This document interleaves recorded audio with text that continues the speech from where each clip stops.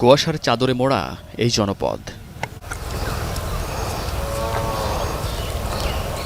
শীত উপেক্ষা করে কৃষকের কর্মযজ্ঞ যেন নিত্যদিনের। তবে এবছর ঠান্ডা তুলনামূলক কম থাকলেও বয়স যেন তা মানতে নারাজ। যেখানে শিশু আর বৃদ্ধরা থাকে সবচেয়ে বিপাকে। গ্রামে খড়কুঠা দিয়ে এভাবে আগুন জ্বালিয়ে শীত নিবারণের চেষ্টা বেশ পুরনো।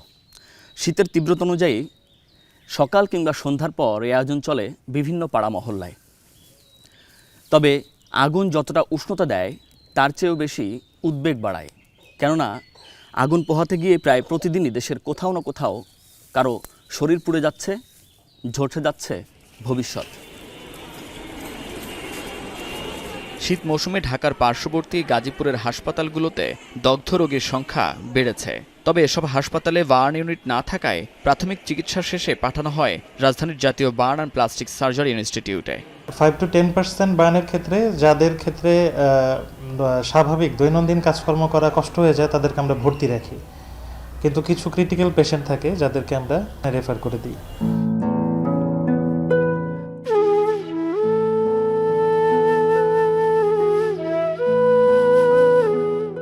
উন্নত চিকিৎসার জন্য জাতীয় বার্ন অ্যান্ড প্লাস্টিক সার্জারি ইনস্টিটিউটে আসা 4 বছরের হুমায়রা। হাত পায়ের স্তব্ধতা, শরীরের জড়তা আর অবুঝ চাহনি যেন বলে দিচ্ছে শরীর নয়, পুড়েছে তার দুরন্তপনা। হুমায়রা পা থেকে বুক পর্যন্ত ব্যান্ডেজে মোড়ানো শরীর নিয়ে শুয়ে আছে হাসপাতালের শয্যায়। গোসলের জন্য গরম করে রাখা পানিতে পড়ে পুড়ে যায় হাত, পা, পিঠের অংশ। গরম পানি বলছিল, বলে ভিতরে ব্রাশ করতে গেছিল, পরে বাথরুমে বসে গেছিল পানিতে। বসে যাওয়ার পরে ওই যে ওঠার চেষ্টা করছে, হাত দুইটা ঢুকে গেছিল।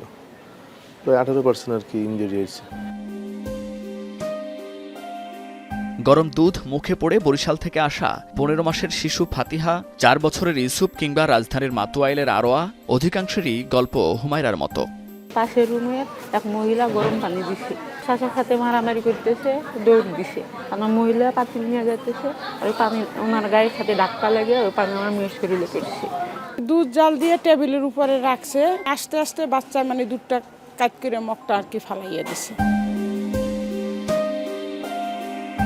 শিশু থেকে তরুণ কিংবা বৃদ্ধ, কেউ গোসলের গরম পানিতে আহত, কেউ আগুন পোহাতে গিয়ে দগ্ধ, আবার কেউ গরম দুধ, ডাল, ভাতের মাড় বা এই জাতীয় জিনিসে পুড়ে দগ্ধ, যাদের বেশিরভাগই 20 থেকে 40% পর্যন্ত পোড়া।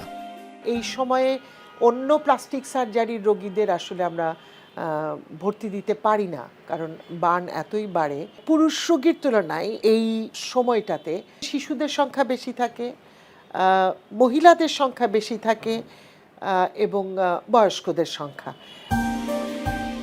জাতীয় বার্ন অ্যান্ড প্লাস্টিক সার্জারি ইনস্টিটিউটে গেল বছর জরুরি বিভাগে সেবা নিয়েছেন 16,623 জন পোড়া রোগী। এর মধ্যে গুরুতর 6,241 জন, আর মৃত্যু হয়েছে 1,189 জন।